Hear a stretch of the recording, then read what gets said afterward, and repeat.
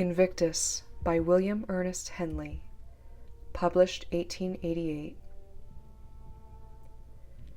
Out of the night that covers me, black as the pit from pole to pole, I thank whatever gods may be for my unconquerable soul. In the fell clutch of circumstance, I have not winced nor cried aloud. Under the bludgeonings of chance, my head is bloody, but unbowed.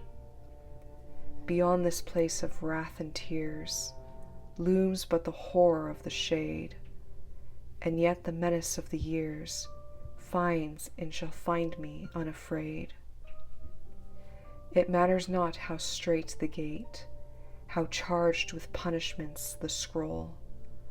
I am the master of my fate. I am the captain of my soul.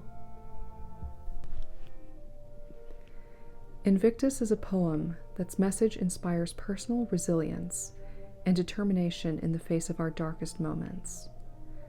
Published in 1888, but written in 1875, the poem Invictus was written as a declaration for self-mastery, defiance in the possibility of death by tuberculosis of the bone, suffering an amputation, and a strong will and determination to overcome the odds by the author, William Ernest Henley.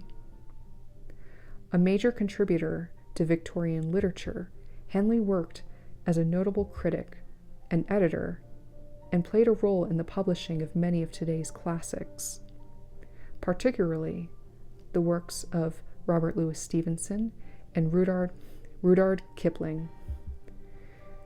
Considering his background in editing and literary criticism, it comes as little surprise on the precise execution the poem Invictus delivers, and the remarkable use of symbolic imagery, the simplicity yet powerful language, and the subtle emphasis on words to portray greater depth of feeling to readers by capitalizing the starting letters of specific words all throughout the poem.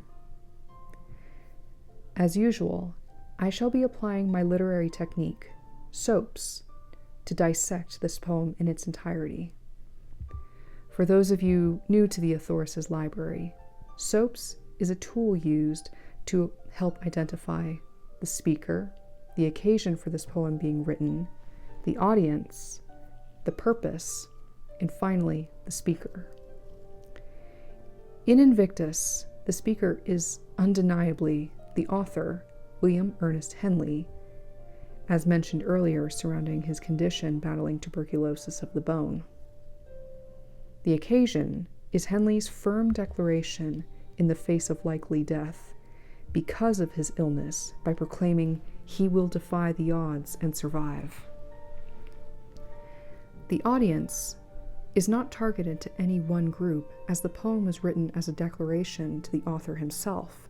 However, the words and message of the poem resonate deeply to all people, as it is a call for personal strength and resilience. This brings us to the purpose, which is recognizing that the world is scary, that despite whatever challenges there are, the fears, there is a choice. Live in fear, or take control and don't allow any fears to control you. Finally, the subject. The subject of Invictus is finding inspiration to find inner strength to face adversity in whatever form it may take.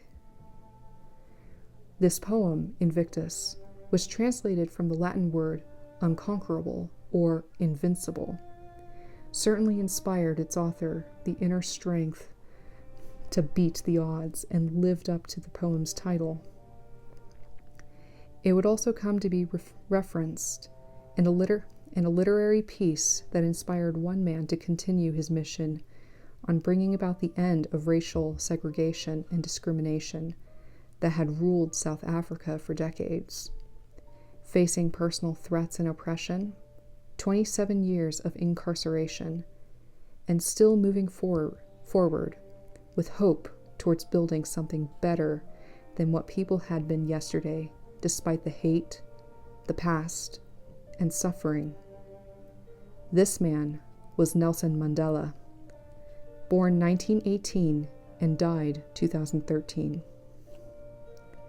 While the poem itself cannot claim responsibility over Mandela's life's work dedicated to bettering humanity, it certainly can demonstrate the powerful message within words, taking inspiration from it to better oneself than bettering the world around them.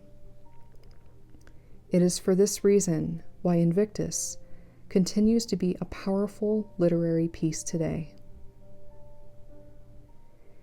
If you enjoyed this episode, please click the like icon and subscribe. Again, you are listening to the Authoress' Library. Have a good day.